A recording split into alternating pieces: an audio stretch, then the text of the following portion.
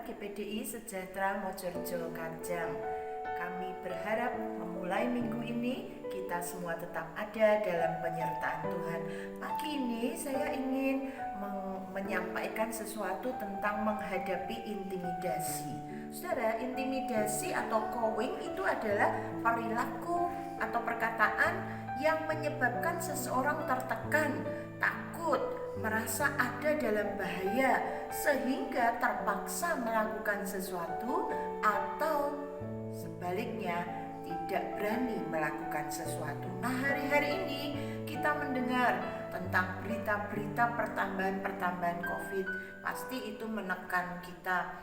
Perubahan-perubahan yang akan terjadi sebentar sesuai dengan peraturan pemerintah di hal ekonomi, pasti itu menekan kita. Saudara, ada banyak hal yang bisa menyebabkan kita tertekan. Melihat kejadian kriminal yang terjadi hari-hari ini, kita merasa kurang aman dan mungkin juga mendengar suara-suara dari sekitar kita. Intimidasi bisa berasal dari orang tua kepada anak, bisa berasal dari pemimpin kepada orang yang dipimpin di sekolah, guru terhadap murid, mungkin juga bos kita di tempat pekerjaan, atau saudara juga suara dari pemimpin di pemerintahan atau pemimpin di lingkungan kita. Nah, bagaimana petunjuk firman Tuhan untuk kita dapat menghadapi intimidasi ini? Mari kita belajar dari seorang tokoh Alkitab yang bernama Nehemia ketika dia diizinkan pulang cuti pekerjaan untuk membangun kembali tembok Yerusalem dan menegakkan pintu-pintu gerbangnya. Saudara nanti bisa baca di dalam bacaan kita Nehemia pasalnya yang ke-6 ayat 1 sampai ke-19.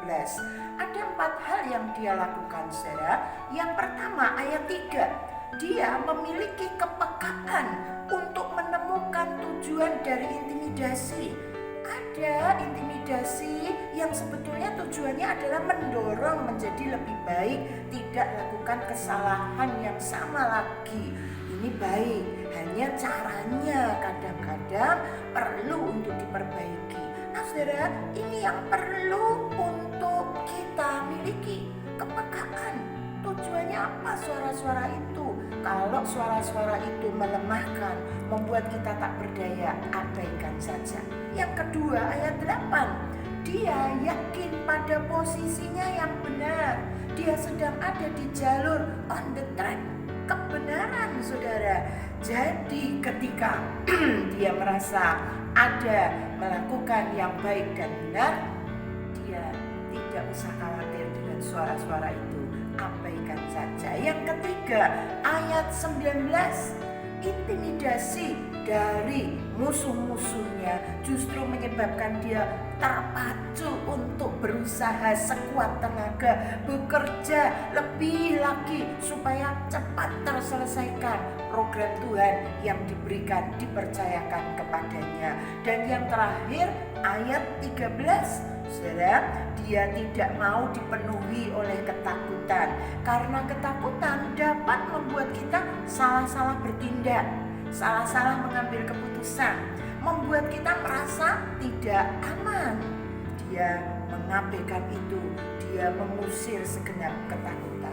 Intimidasi apa yang sedang ada datang menekan kita hari-hari ini, saudara? Mungkin tentang kesehatan, mungkin tentang ekonomi, pekerjaan kita, tentang kondisi dan situasi di sekitar kita hari-hari ini.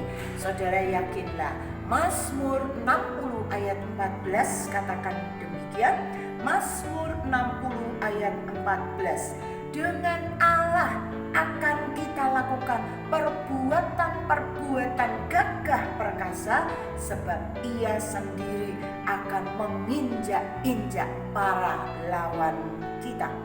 Ayo tetap semangat, saudara. Jadikan semua suara-suara di lingkungan yang bermaksud menekan itu justru memicu kita untuk kita hari ini lebih bersemangat, bekerja sekuat tenaga, melayani sekuat tenaga. Tetap sehat dan bersemangat, raih kemenanganmu hari ini. memberkati.